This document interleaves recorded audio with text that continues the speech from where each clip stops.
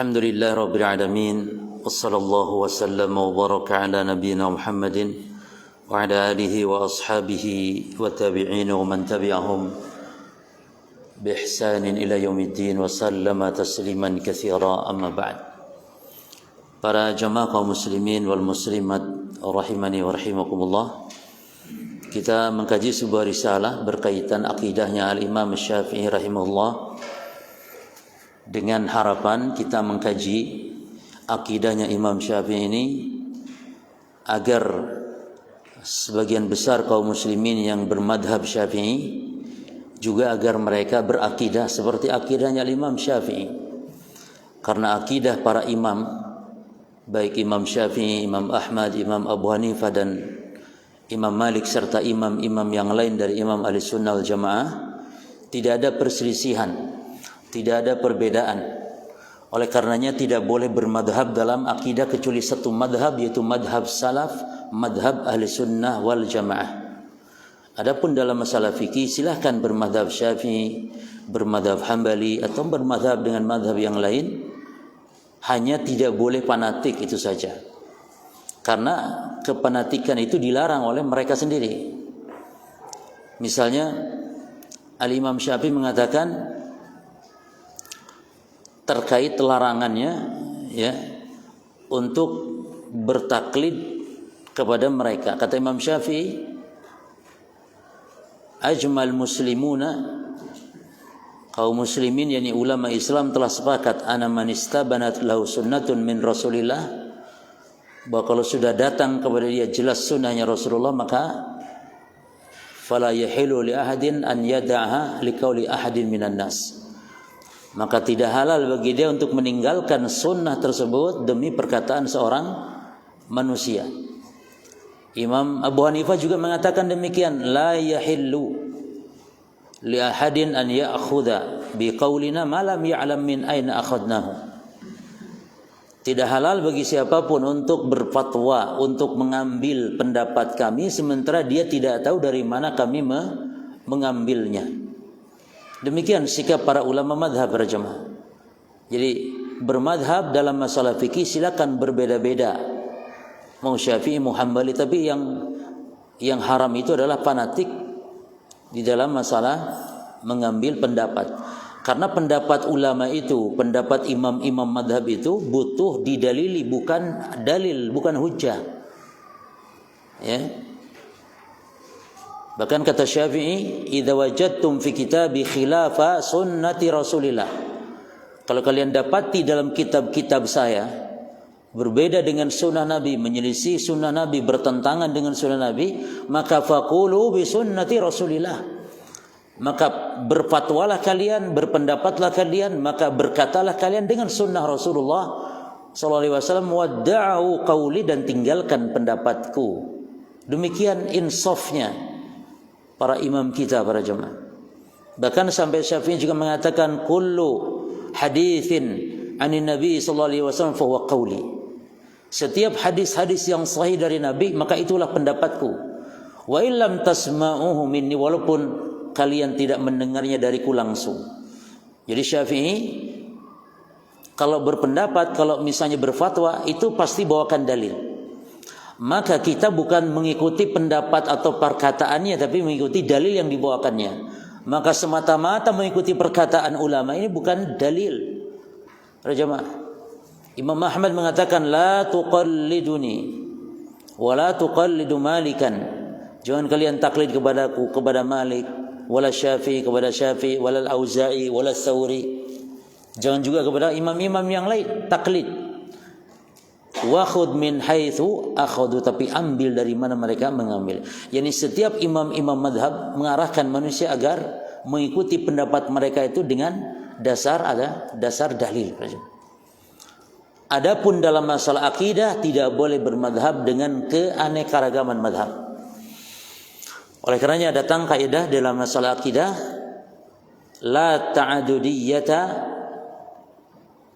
fi at-tauhid wal i'tiqad. Tidak ada keanekaragaman dalam masalah tauhid, dalam masalah akidah, yakni keanekaragaman pemahaman. Yang misalnya kalau akidah saya ikut akidahnya fulan, akidahnya Syafi'i, saya enggak mau akidah Syafi'i, saya Hambali saja. Ini ucapan yang batil. Karena antara Syafi'i, Hambali, ulama-ulama mazhab semuanya akidahnya satu. Akidah Ahlussunnah wal Jamaah. Justru di sini bahasan kita ini kita ingin membuktikan bahwa demikianlah akidah Syafi'i sebagaimana yang dianut akidah oleh ulama-ulama lain dari zaman ke zaman, dari ulama di sunnah, termasuk Syekh Muhammad bin Abdul Wahhab yang disebut Wahabi. Jadi akidahnya Wahabi ini, Imam Muhammad bin Abdul Wahhab, sama persis dengan akidahnya Syafi'i.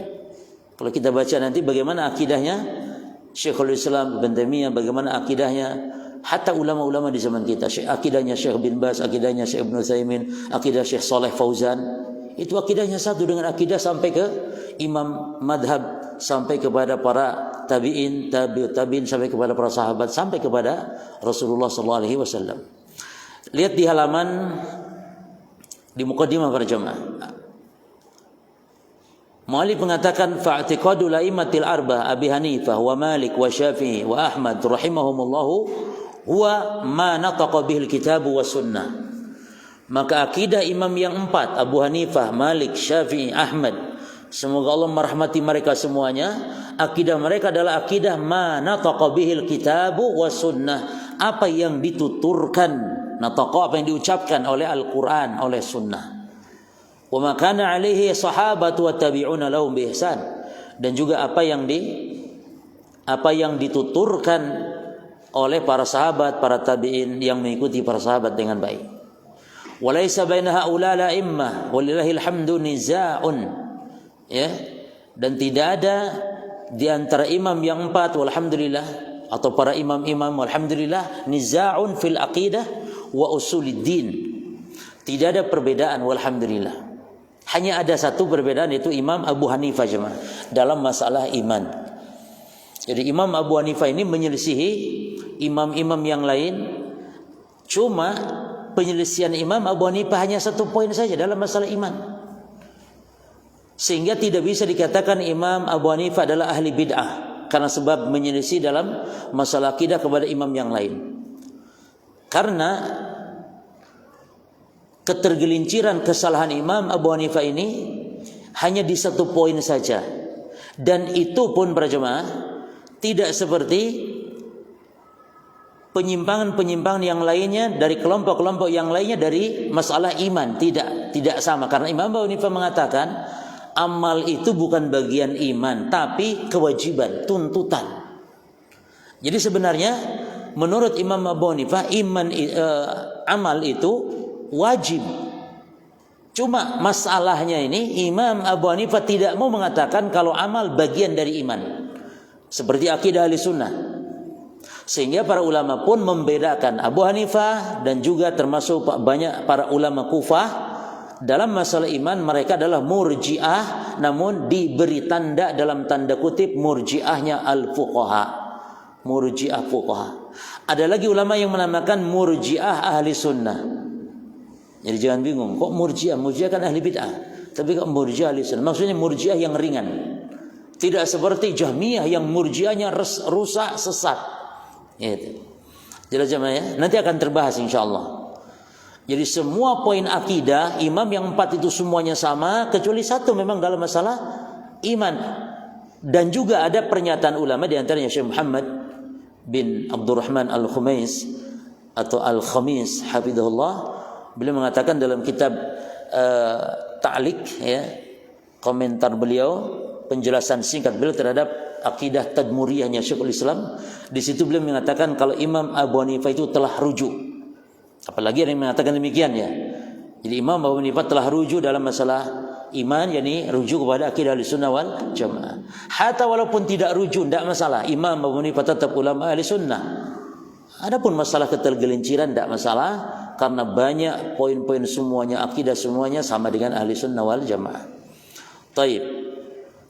Walaysa baina haula'i la'immati wal hamdu niza'un fil aqidah wa usuliddin bal hum muttafiqun 'alaiha. Dalam pokok-pokok agama, dalam akidah tidak ada perbedaan, bahkan mereka semuanya muttafiqun, sepakat, walhamdulillah. Sebagaimana dinyatakan di sini oleh Syekhul Islam dan juga oleh ulama India yang bernama Al-Allamah Siddiq Hasan Khan rahimahullah. Khan itu Khan. Kalau antum kenal Syahrukan, beliau juga Khan juga, tapi bukan Syahrukan. Khan, Siddiq Hasan Khan, seorang ulama ahli sunnah, seorang salafi dari ulama India. Beliau mengatakan, "Famadhabuna madhabus salaf isbatun bila tashbihin." Kata beliau, madhab kita, madhab yakni pemahaman kita adalah pemahaman salaf, menetapkan sifat tanpa menyerupakan. Lalu kata beliau, "Wa huwa madhhab a'immatil Islam." Dan madhab kita ini dalam menetapkan sifat adalah madhabnya imam-imam kaum muslimin, imam-imam Islam seperti Malik, Syafi'i, Tsauri, Ibnu Mubarak, Imam Ahmad dan selain mereka. Ya. Taib. Nah, ini diantaranya para jemaah apa yang dinyatakan oleh para ulama berkaitan kesatuan akidah para imam-imam, khususnya imam yang 4. Ya. Dan perlu diketahui bahwa Imam Syafi'i tidak mengarang kitab akidah khusus, enggak. Berbeda dengan Imam Ahmad. Kalau Imam Ahmad punya kitab khusus ngarang kitab akidah namanya Ushulus Sunnah.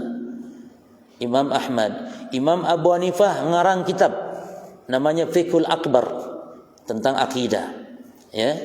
Dan Imam Abu Hanifah di situ menyatakan bahwa amal bukan bagian dari iman. Intinya ada ulama-ulama yang mengarang kitab akidah, namun Imam Syafi'i tidak mengarang kitab akidah secara khusus. Namun pernyataan beliau tentang akidah beliau ini diambil dari riwayat-riwayat yang diriwayatkan oleh murid-muridnya atau oleh para ulama-ulama ahli sunnah dengan sanadnya nyambung sampai kepada Imam Syafi'i rahimahullah ta'ala. Jadi ini nukilan-nukilan perkataan Imam Syafi'i yang menunjukkan akidah beliau yang dinukil dari kitab-kitab akidah. Di antaranya yang paling banyak menulis akidah para imam-imam itu adalah kitab Syarah Usul I'tiqad Ahli Sunnah wal Jamaah karya Al-Imam Al-Lalikai. Kitab yang besar, kitab yang menyatakan akidah para salaf, termasuk akidahnya Syafi'i, akidah Bukhari, akidah imam-imam yang ada sanadnya berjamaah. Ada sanadnya diriwayatkan dari siapa sampai akhirnya kepada para imam tersebut. Ya. Dinukil pula dari kitabnya Al-Imam Al-Baihaqi Manaqib Asy-Syafi'i. Dinukil juga sebagaimana tercantum selalu perkataan Syafi'i ini dicantumkan sumber rujukannya. Di kitab apa Imam Syafi'i ngomong seperti ini. Jelas ya? Taib. Jadi ini nukilan-nukilan kalamnya Syafi'i yang diambil dari kitab-kitab para ulama ahli sunnah tentang akidah beliau. Saya tulis per poin 1, 2, 3 dan seterusnya. Baik, kita baca satu-satu para jemaah sekalian. Qala al-Imam Syafi'i rahimahullah. Berkata al-Imam Syafi'i, semoga Allah merahmatinya. Yang pertama, walhamdulillahilladzi huwa kama wasafa bihi nafsahu wa fawqa ma yasifuhu bihi khalquhu. Ini perkataan Imam Syafi'i ini dinukil dari muqaddimah di kitab Ar-Risalah. Kitab Ar-Risalah ini jemaah satu-satunya kitab atau kitab yang pertama kali berbicara membahas tentang usul fikih, sehingga dikenallah bahwa Syafi'i adalah ulama yang pertama kali meletakkan tentang pelajaran usul fikih. Dan usul fikih ini ilmu alat. Seorang tidak akan bisa mengambil kesimpulan hukum dari dalil-dalil kalau tidak mempelajari usul fikih. Ya. Dan di pondok-pondok dipelajari kitab usul fikih ini. Ada yang dari mulai yang ringan, yang ringkas, yang sedang, yang tebal. Dan kitab usul fikih pertama kali yang dibuat oleh Imam Syafi'i, kitab judulnya Ar-Risalah. Dan kitab Ar-Risalah ini karya Imam Syafi'i rahimahullah dibuat atas bantahan kepada kelompok di zaman beliau yang menyimpang, yaitu inkar sunnah. Jadi ada sekelompok orang yang ingkar sunnah. Jadi hanya berdalil cukup dengan Quran saja, tidak menerima hadis. Maka ini kebatilan, sehingga dibantah oleh Imam Syafi'i secara panjang lebar di kitabnya ini, yaitu kitab Ar-Risalah. Maka Imam Syafi'i dengan menulis kitab Ar-Risalah ini dikenal sebagai Nasirus Sunnah, pembela hadis yani. Karena Imam Syafi'i membantah orang yang mengingkari hadis Nabi dengan kitabnya ini. Dan yang kedua, Imam Syafi'i dikenal adalah yang pertama meletakkan ilmu usul, ya, yang kemudian diikuti oleh ulama-ulama yang lainnya. Taib. Kata beliau di sini yang berkaitan dengan akidah, ucapan beliau ini adalah bahwa beliau menetapkan sifat Allah sebagaimana yang Allah tetapkan oleh dirinya dalam Quran. Kata beliau, alhamdulillahilladzi, segala puji hanya milik Allah yang dia Allah kama wasafa bihi nafsah, telah mensifati dirinya. Di mana Allah mensifati dirinya? Di dalam Quran. Di dalam Quran Allah mengatakan bahwa Allah memiliki banyak sekali sifat-sifat yang menunjukkan kesempurnaan. Allah Maha berbicara, Maha berfirman, Allah Maha tinggi, banyak dalam Al-Quran. Allah Maha berbicara, Allah Maha melihat, Allah Maha mendengar. Dalam Quran banyak sekali. Allah punya wajah dalam Quran, wa yabqa wajhu rabbika, dan ini pula yang ditetapkan oleh Imam Syafi'i nanti. Bahwa Imam Syafi'i menegaskan Allah itu punya wajah, dan wajah Allah tidak serupa dengan wajah makhluk. Ya, wa fawqa ma yasifuhu bi khalquhu, dan di atas apa yang disifati oleh makhluknya. Yakni sifat Allah ini tidak bisa direka-reka oleh makhluk, dan sifat Allah ini sempurna di atas sifat-sifat makhluk. Walaupun sama-sama punya sifat.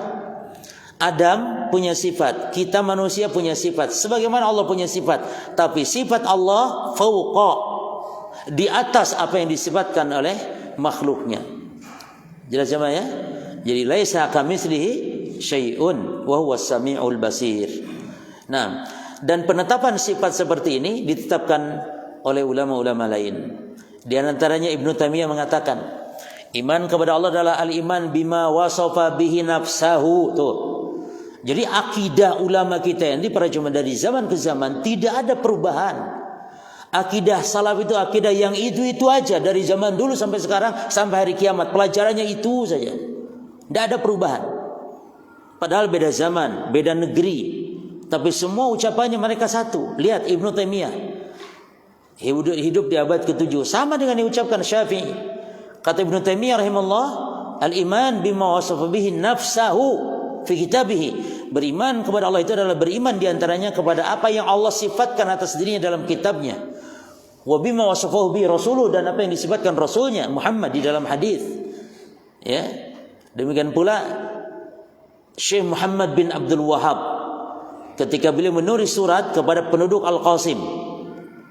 Penduduk Al-Qasim tentang pertanyaan penduduk Al-Qasim bagaimana akidah Muhammad bin Abdul Wahhab ini. Maka beliau nulis surat di situ. Di suratnya beliau tulis, "Ushhidullaha wa man hadarani minal malaikati." Aku bersaksi, ya. Aku bersaksi atas nama Allah, dan juga aku bersaksi yang menghadiri aku di antaranya para malaikat. Dan aku bersaksi bahwasanya aku a'taqidu ma'a taqadathu al-firqatun najiyah ahlussunnah wal jamaah, bahwa aku meyakini apa yang diyakini kelompok golongan selamat ahlussunnah wal jamaah. Di antaranya kata beliau yaitu al-iman bima wasafa bihi nafsahu. Tuh.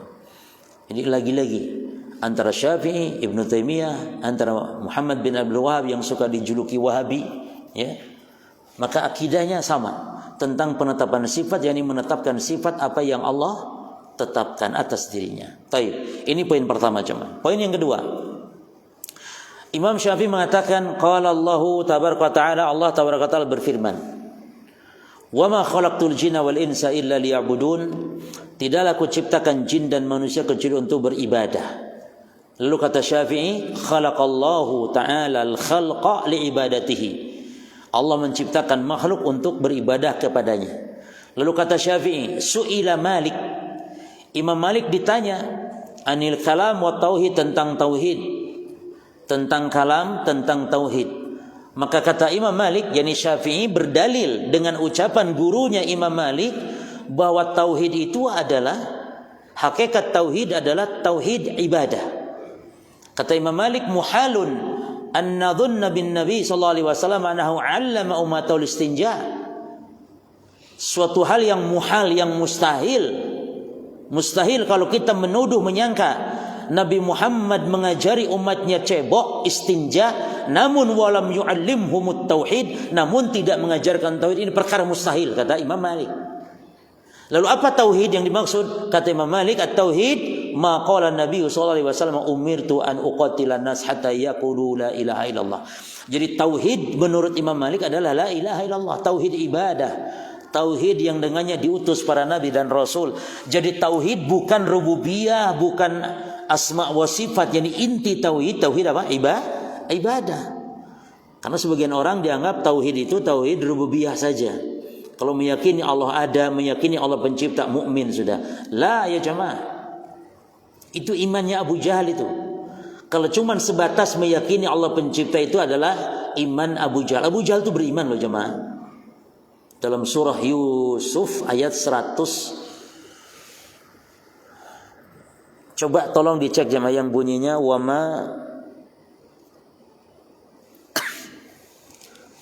وَمَا يُؤْمِنُ أَكْثَرُهُمْ بِاللَّهِ إِلَّا وَهُمْ مُشْرِكُونَ. Kata Allah, dan tidaklah mereka orang-orang musyrik itu beriman kepada Allah, yakni beriman kepada rububiyah Allah, kecuali mereka musyrik, syirik dalam ibadah. Jadi mereka memang beriman kata Allah. Dalam apa imannya Abu Jahal? Iman bahwa Allah pencipta, iman Allah pelindung, iman Allah yang melindungi, memberi rizki. Itu iman. Abu Jahal dinyatakan iman oleh Allah, namun tidaklah keimanan mereka itu mereka syirik dalam beribadah kepada Allah. Makanya kata Allah, fala taj'alu lillahi andadan wa antum ta'lamun. Jangan kalian menyekutukan Allah di dalam ibadah padahal kalian tahu dalam hal apa di sini maknanya? Dalam rububiyah. Kalian tahu tidak ada pencipta, tidak ada pelindung, penguasa, tidak ada yang mengatur, tidak ada yang memberi rezeki kecuali Allah. Kalian tahu itu. Tapi kenapa kalian berbuat syirik dalam ibadah? Jadi kalau tauhid cuma dipahami rububiyah ini keliru. Karena tauhid sebagaimana kata Syafi'i, sebagaimana kata Imam Malik, tauhid yakni la ilaha illallah. Ini tidak ada yang berhak diibadahi, bukan tiada yang menciptakan. Sebab kalau tauhid itu artinya tiada yang menciptakan kecuali Allah. Tidak perlu Nabi diutus oleh Allah untuk menjelaskan kepada Abu Jahal. Kalau memang itu makna tauhid, karena Abu Jahal sudah menetapkan. Wala in sa'alta man khalaqas samawati wal ardi yaquluna Allah. Kalau mereka ditanya siapa yang cipta langit bumi, apa kata mereka? Mereka mengatakan siapa? Lata Uzza atau Allah? Allah, bukan Lata Uzza. Walaupun mereka nyembah kepada Lata dan Uzza.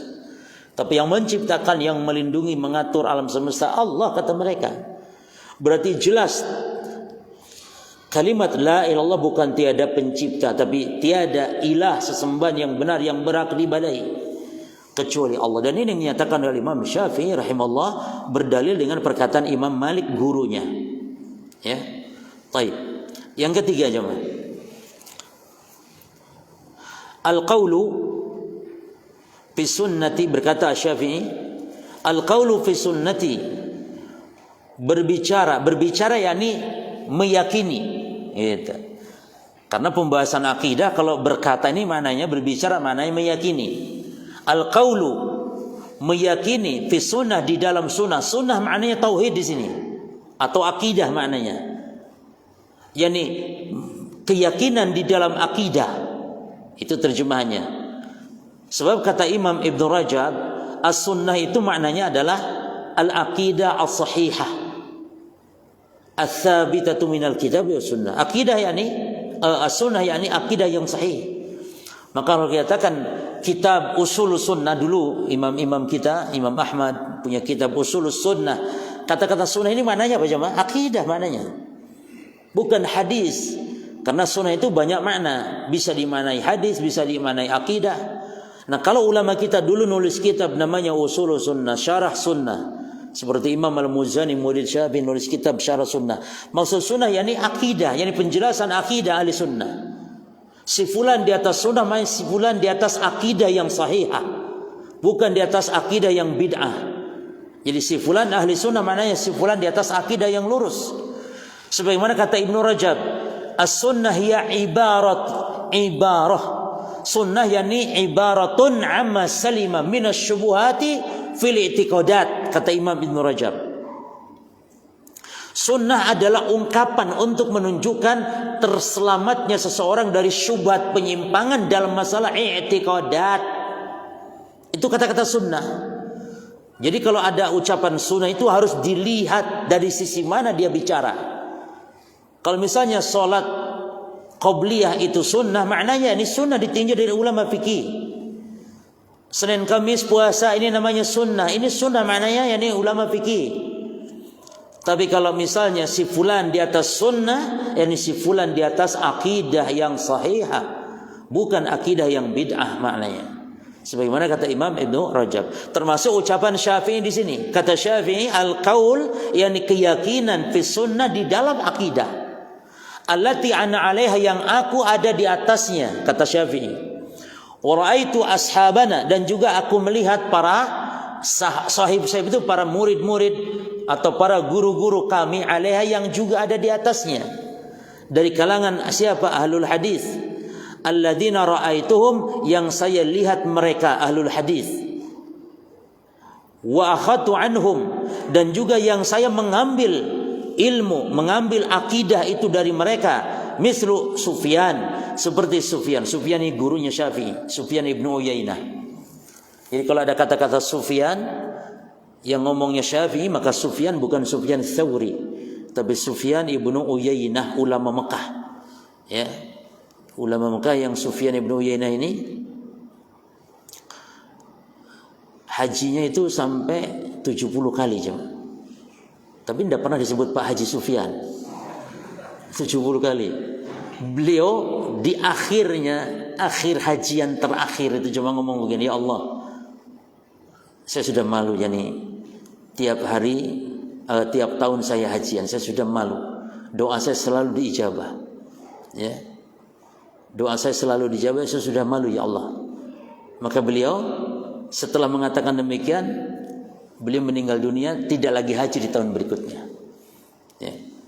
Karena beliau memang di Mekah, wajar tiap tahun hajian di Mekah, karena beliau ulama Mekah, Sufyan bin Uyainah, dan dia termasuk salah satu guru plus sahabat, karena usianya tidak jauh beda dengan Syafi'i. Yani gurunya Syafi'i namun sahabat juga itu jemaah. Malik, kalau Imam Malik jauh. Imam Malik. Syafi'i masih bocah umur 12, Imam Malik sudah menjadi imam besar. Syafi'i masih 12 tahun datang ke Madinah itu. Terus Imam Malik tanya, mana kitabmu ini? Belajar enggak bawa kitab? Kitab Al-Muwatta, kitab hadis. Kata Syafi'i, qad hafadtu. Saya sudah hafal. Subhanallah. Enggak bawa kitab itu karena sudah hafal. Beda kayak antum. Antum ngaji enggak bawa kitab, bukan enggak hafal. Ya jemaah. Syafi'i memang sudah hafal, enggak bawa kitab.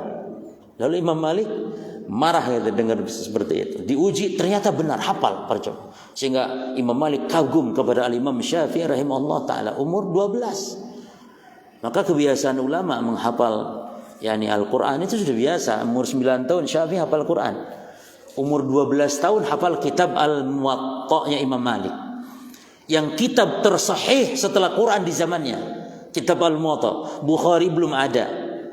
Bukhari Muslim belum ada. Setelah muncul kitab Bukhari, ya, kita Imam Malik wafat, muncul generasi Imam Bukhari, maka menjadi dan bergeser kitabnya Imam Al-Bukhari, kitab yang paling sahih setelah Al-Qur'an. Yang sebelumnya kitab Al-Muwatta. Taib. Apa keyakinan Syafi'i dan orang-orang yang beliau anggap guru Syafi'i berada di atas keyakinan tersebut? Perhatikan jemaah. Al-iqraru bisyahadati alla ilaha illallah wa anna Muhammadan Rasulullah. Itu menetapkan la ilaha illallah Muhammad Rasulullah. Lalu wa anna Allah Ta'ala ala arsyihi fi samaihi. Lihat. Kata Syafi'i, dan aku meyakini bahwa Allah berada di atas arasy di langit. Jadi bukan di dalam langit. Allah diliputi langit, Allah di atas arasy, yani Allah diliputi arasy. Tidak demikian maknanya jemaah. Karena sesuatu yang disebutkan yang menunjukkan kebatilan bagi sifat Allah, seperti Allah diliputi makhluk, ini suatu hal yang batil. Maka mana di atas arasy, yani Allah naik tinggi di atas arasy. Ya. Fi samaihi, fi di sini bukan bermakna di dalam. Karena fi dalam bahasa Arab bisa bermakna fi bimakna ala. Seperti siru fil ard, berjalanlah kalian fil ard, di dalam bumi. Bukan di dalam bumi, yakni di dalam perut bumi, yakni itu cacing namanya jemaah. Fil ard ay 'alal ard. Fil ard ay 'alal ard, di atas bumi, di permukaan bumi, di atas. Fi bi makna 'ala. Demikian Allah fis sama, yakni Allah di atas langit. Dan sama dalam bahasa Arab artinya tinggi. Jadi Imam Syafi'i menetapkan Allah itu tidak di mana-mana seperti yang banyak sekarang manusia yang ngaku bermadzhab Syafi'i tapi akidahnya entah akidah dari mana mengatakan Allah di mana-mana atau Allah ada tapi tidak di mana-mana. Terus ada tapi tidak ada. Lah, kontradiksi jemaah. Allah maujud bila makan. Allah ada tanpa tempat kata mereka. Dan mereka seolah-olah menghindari kata-kata tempat. Ya jemaah. Perhatikan jemaah, 3 kata ya. Tempat, jisim, arah, jihah. Ini kata jemaah tidak ditetapkan, tidak dinafikan dalam Quran atau dalam hadis berkaitan dengan sifat Allah. Tidak ditetapkan, tidak dinafikan. Kalau demikian berarti bisa bermakna benar, bisa bermakna salah. Tapi ada sekelompok orang selalu menghindar betul dengan 3 kata ini. Sampai-sampai mereka mengatakan Wahabi ini mujassimah. Jadi mereka mengingkari betul mujassimah, jisim yakni. Allah mengatakan yakni Allah itu berjasad. Apakah Allah bertempat? Apakah Allah berarah? Maka ini semua berjamaah sekalian, perhatikan ini. Kita ahli sunnah tidak menetapkan, tidak menafikan kata-kata ini. Ya. Tapi kalau ada orang mengatakan kepada kita bahwa apakah Allah bertempat? Ada orang nanya kepada kita, apakah Allah bertempat? Maka kita tidak boleh mengatakan iya dan tidak boleh mengatakan tidak. Tapi harus minta perincian, apa maksud kalian yang dimaksud Allah bertempat? Kalau maksud Allah bertempat, yakni Allah bertempat, maknanya yakni Allah ada di bawah, di kiri, kanan makhluk, atau Allah bertempat yakni Allah dinaungi oleh tempat, maka ini adalah kita nafikan, ini adalah kebatilan. Tapi kalau tempat maknanya Allah yang berada di atas aras, Allah bertempat di atas aras, Allah beristiwa di atas aras, ini mana bertempat, maka ini hak na'am. Tapi kita tidak mengawali perkataan Allah bertempat. Tapi kalau orang mengatakan bertempat dan maknanya kalau yang dimaksud itu, maka kita tetapkan tidak masalah jemaah. Tapi kita tidak memulai. Jadi ada sifat yang Allah enggak tetapkan, Allah tidak nafikan. Berarti bisa benar maknanya. Lafaz-lafaz seperti itu bisa salah. Contoh arah. Apakah Allah berarah? Maka kita tidak mengatakan iya berarah dan tidak pula mengatakan tidak. Karena kata yang bisa benar bisa salah. Maka kita minta tafsil perinciannya, al-istifsal. Apa maksud kalian Allah berarah? Kalau yang kalian maksud Allah berarah yakni Allah di arah bawah, maka ini batil. Arah di bawah, yakni di atas, yakni di bawah makhluknya, ini kebatilan, tidak ditetapkan bagi Allah yang Maha Suci. Tapi kalau dimaksudkan Allah berarah ai jihah, maknanya arah ai jihatul ulu, jihah arah yakni Allah di atas, pan'am, maka dia tidak masalah. Allah berarah ya arahnya mana atas, enggak masalah. Jelas ya di sini? Termasuk jisim. Kan Wahabi mujassimah. Apa maksud ente mujassimah ini? Apa maksudnya dulu? Kita ingin tahu apa maksud mujassimah. Kalau maksud mujassimah Allah berjasad, yakni Allah memiliki anggota tubuh seperti makhluk, maka kita katakan tidak. Maksudnya Allah dari keserupaan dengan makhluk. Tapi kalau maksud jisim, maksudnya jisim, yakni sifat Allah. Allah memiliki sifat tangan, sifat jari, Allah sifat wajah, Allah memiliki sifat kaki yang Allah sebutkan dalam Quran atau Nabi sebutkan dalam hadis, maka tidak masalah Allah berjasad. Kalau jasad yang maksud adalah sifat-sifat dzatiyah Allah berupa wajah, berupa tangan. Karena Allah memang punya tangan. Allah punya jari dalam hadis. Bahkan Allah punya telapak kaki. Kata Nabi, hatta yad'a Rabbul Izzati qadamah ay fi jahannam. Dan Syafi'i menetapkan kalau Allah punya telapak kaki. Apa tidak merinding itu orang-orang yang ngaku mazhab Syafi'i? Syafi'i menetapkan Allah punya telapak kaki berdasarkan hadis.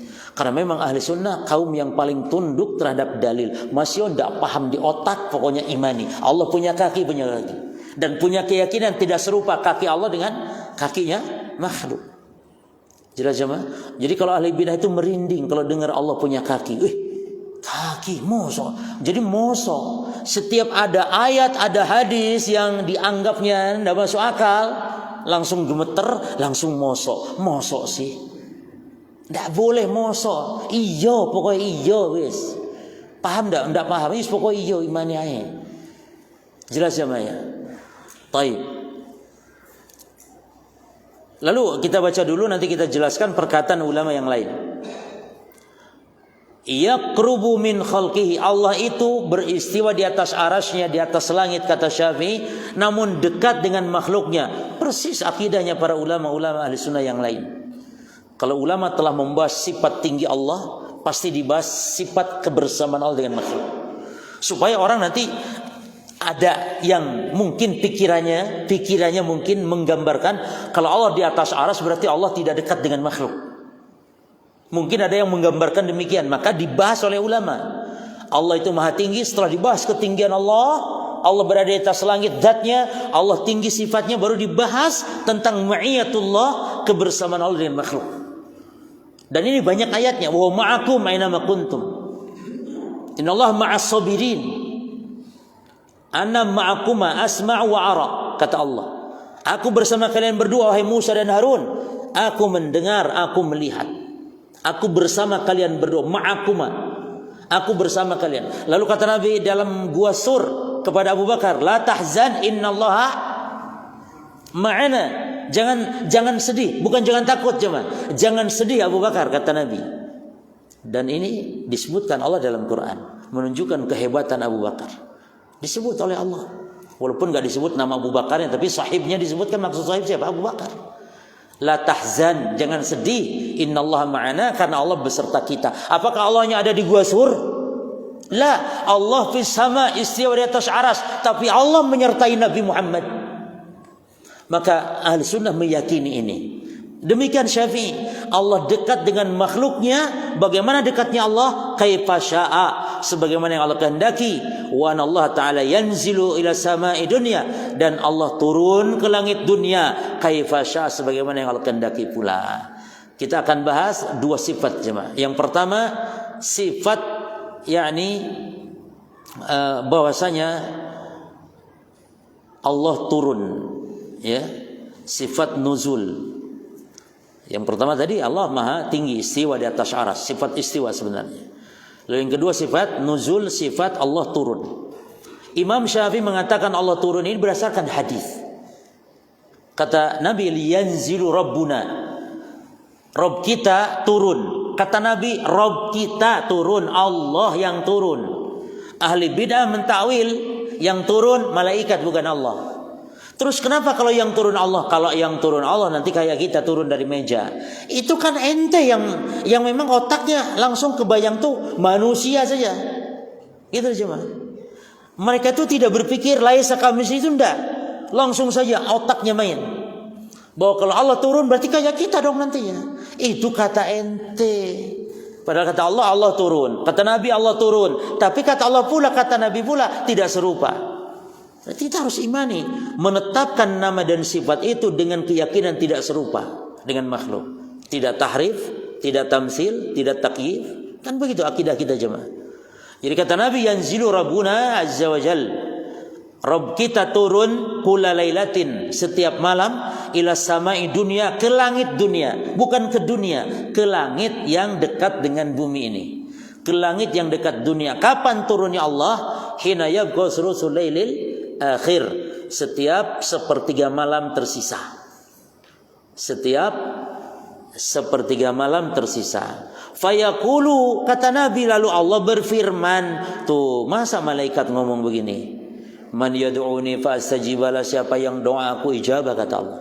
Berarti saat Allah turun ke langit dunia tersebut, saat mustajabnya doa, saat nuzulul ilahi. Yang kata Nabi dalam hadis yang lain, pernah ditanya, ya Rasulullah, ayu du'ai asma', kapan doa itu didengar Allah? Kata Nabi, fi jawfil lail, di akhir malam saat Allah turun ke langit dunia. Itulah doa-doa didengar oleh Allah.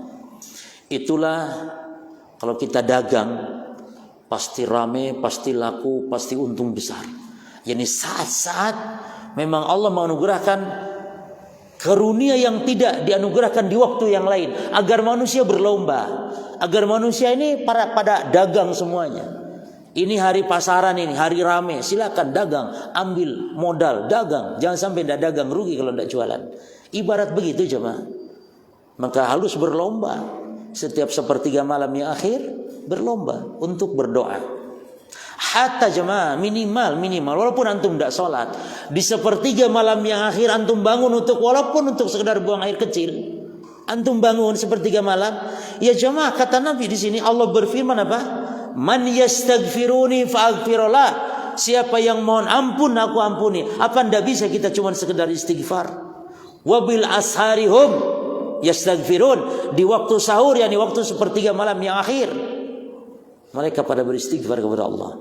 Maka berkahnya sahur. Kalau kita sahur nih mau puasa, atau puasa Senin Kamis sama sahur. Berkahnya sahur apa? Istighfar kita.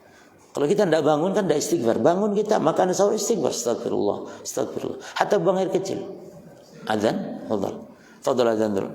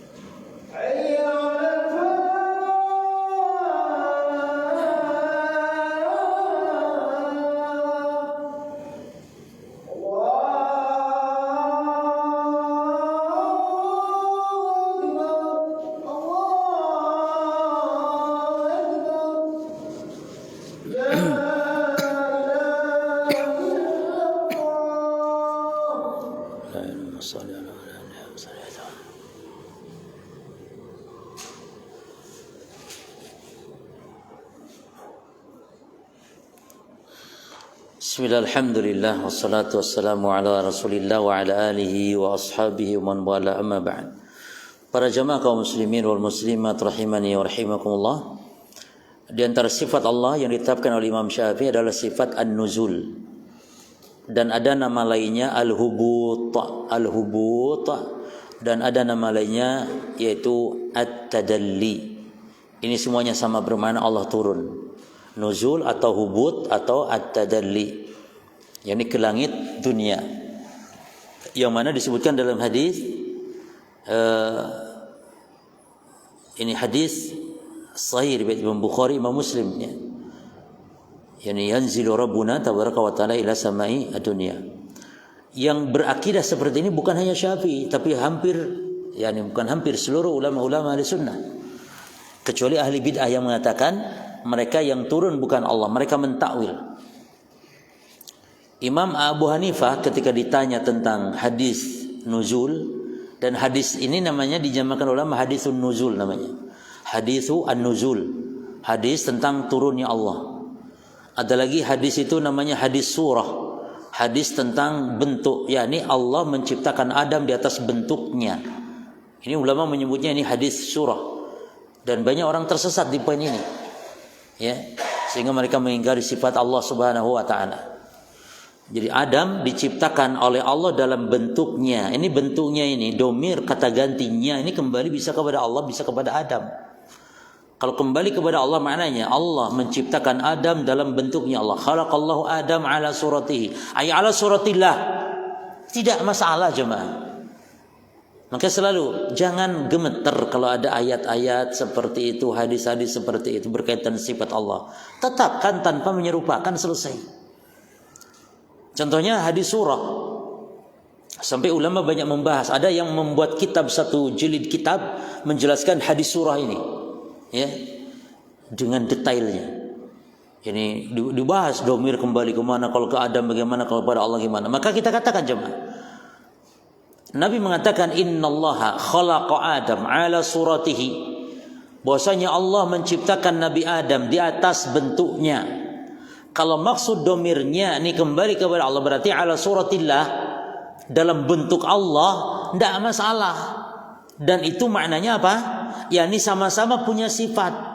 Allah menciptakan Adam dalam bentuknya Allah. Ini yang sama-sama punya sifat. Allah punya sifat, Adam pun punya sifat. Tapi sifat Allah dan sifat Adam, cuma sama-sama. Allah punya mata, Adam punya mata. Allah punya jari, Adam juga punya jari. Tapi jari Allah, mata Allah tidak serupa dengan jari dan mata Nabi Adam alaihissalam. Laisa kamitsyi. Bahkan Allah wujud ada, Adam makhluk pun ada. Allah memiliki zat, Adam memiliki zat. Demikian para jemaah, makhluk punya zat, makhluk ada, Allah juga ada. Makhluk melihat, Allah melihat. Makhluk mendengar, Allah mendengar. Sama, makhluk berilmu, Allah pun berilmu, disifati ilmu. Tapi semua sifat-sifat tidak serupa dengan sifat makhluk. Ini yang pertama. Kalau dikembalikan domir kata gantinya suratihi ini kepada Adam, berarti annallaha khalaqa Adam ala suratihi ay ala surati Adam. Tidak masalah juga. Apa maknanya ini? Allah menciptakan Adam dalam bentuknya Adam. Yani dalam bentuknya Adam langsung 60 hasta tingginya. Yani Adam itu tidak seperti bayi diciptakan bertahap, tidak jemaah. Allah ciptakan Adam itu langsung tingginya 60 hasta, kurang lebih 30 meter. Langsung bentuknya seperti itu.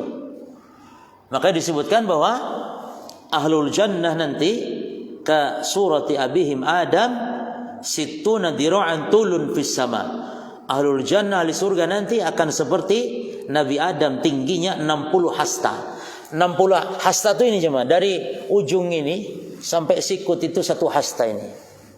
Dan hasta Nabi Muhammad dengan kita tidak jauh beda.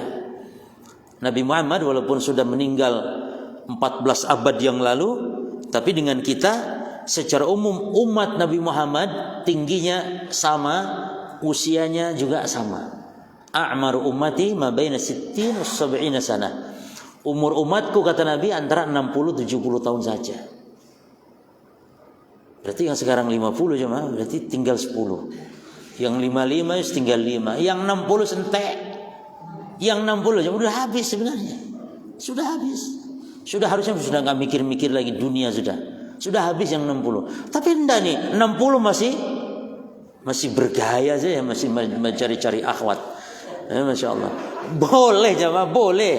Rasul juga nikah boleh jemaah. Apalagi di akhir zaman bahwa wanita rajul qaimun 50, bahwa wanita yani laki-laki satu itu bandingannya 50 perempuan, satu laki-laki jumlah wanita 50. Kalau memang tidak boleh poligami itu yang 49 mau kemana jemaah?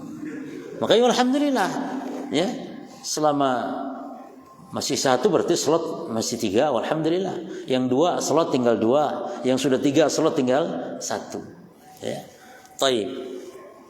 Kata Imam Abu Hanifah ketika ditanya tentang hadis nuzul, ya, kata Imam Abu Hanifah, yanzilu bila kaifin. Allah turun tanpa bagaimana. Di sini nih jemaah, kadang-kadang manusia dengan otaknya mainnya. Perkara gaib itu enggak boleh diukur dengan otak, dengan nalar. Misalnya, kalau Allah turun di sepertiga malam, ya, sementara sepertiga malam di dunia ini kan beda-beda. Di Pasuruan sepertiga malam kan di Amerika siang jemaah. Berarti Allah terus turun, kapan naiknya katanya. Itu akal ente ya jemaah. termasuk Lailatul Qadar. Lailatul Qadar termasuk kiamat. Kiamat itu di hari Jumat, sudah jelas. Hadisnya ada hari Jumat. Makanya setiap binatang itu di hari Jumat, mereka setiap pagi binatang itu takut di hari Jumat itu. Karena binatang juga mengetahui. Cuman Jumat yang mana ini yang rahasia. Tapi di hari Jumat kiamat itu. Fi yaumil Jum'ah. Wala taqumu sa'i illa fi yaumil Jum'ah. Dan tidak terjadi kiamat kecuali hari Jumat. Lah hari Jumat ini di Pasuruan. Di Amerika kan hari Kamis saja, jemaah. Berarti Pasuruan kiamat, Amerika tidak kiamat ya nih. Sama ini perkara gaib yang tidak bisa diukur dengan nalar kita. Inilah metode ahli bid'ah dalam memahami agama ini.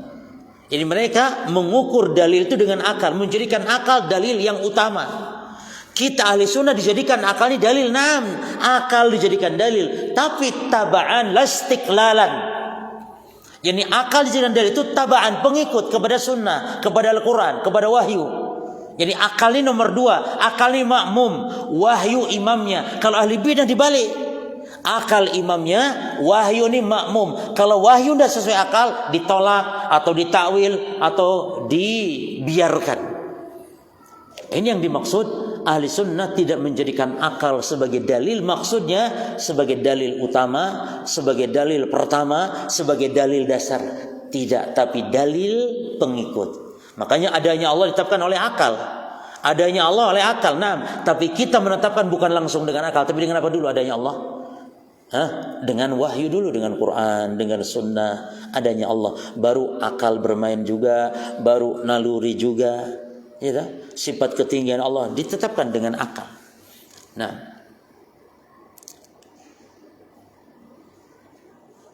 Lalu yang keempat, nusbitu hadis sifat allati jaa bil Quran. Kita kata Syafi'i menetapkan sifat-sifat Allah ini yang datang dalam Quran, wa waradat biha sunnatu, dan juga yang ada di dalam sunnah, wa nanfi at-tashbiha anhu, dan kita menafikan menyerupakan sifat Allah dengan makhluk, kama nafa'an nafsihi, sebagaimana Allah telah menafikan dirinya sendiri dalam Quran dari makhluk. Apa kata Allah? Laisa, lihat Syafi'i. Ini juga akidah kita, ini juga kaidah kita. Laisa kamitslihi syai'un. Kata Syafi'i, Allah berfirman tidak ada yang serupa suatu pun dengan Allah. Jadi menetapkan Allah punya wajah, Allah punya tangan, Allah punya sifat apapun, baik sifat dzatiyah, sifat fi'liyah, Allah turun, Allah datang. Allah disifati datang kapan? Di hari kiamat. Di dunia tidak. Allah tidak disifati datang di dunia. Allah disifati datang di hari kiamat, sebagaimana kata Allah dalam Al-Quran, wa jaa rabbuka wal malak, wa jaa rabbuk. Kapan datang Allah ini? Kalau kata ahli bidah, yang datang bukan Allah, tapi perintah Allah yang datang, atau malaikatnya Allah yang datang. Ini ayat sudah membantahnya. Kalau malaikat, kan kata Allah wa jaa rabbuka wal malaku, malaikat juga datang, sama-sama dengan Allah datang. Malaikat datang, Allah datang. Lalu ditawil apa lagi Allah ini yang datang di sini? Kata mereka malaikat datang juga. Jadi Allah yang datang di hari kiamat para jemaah untuk lifaslil qada, untuk menetapkan keputusan. Nah, bagaimana datangnya Allah? Apakah seperti datangnya makhluk? Laisa. Wong makhluk aja cara datangnya beda-beda jemaah, tidak sama. Orang yang datang, raja, presiden datang. Bagaimana cara datangnya presiden? Jalannya dengan penuh wibawa, jalannya tegap, tenang. Ada raja. Tapi coba datangnya orang yang banyak utang, banyak lemes ya datangnya. Kenapa porek? Oke, utang lemes. Datangnya sing duwe utang lemes. Beda kalau datangnya presiden. Datangnya orang aja beda, apalagi datangnya Allah azza wajalla di hari kiamat. Maka laisa kamitslihi syai'un wa huwas samiul basir. Baik. Naktabi ila hadzal qadar. Insyaallah kita lanjutkan di poin yang kelima, penetapan sifat tangan, penetapan juga sifat-sifat Allah yang lainnya. Wallahu alam. Subhanakallahumma bihamdika asyhadu an la ilaha illa anta astaghfiruka wa atubu ilaik. Assalamualaikum warahmatullahi wabarakatuh.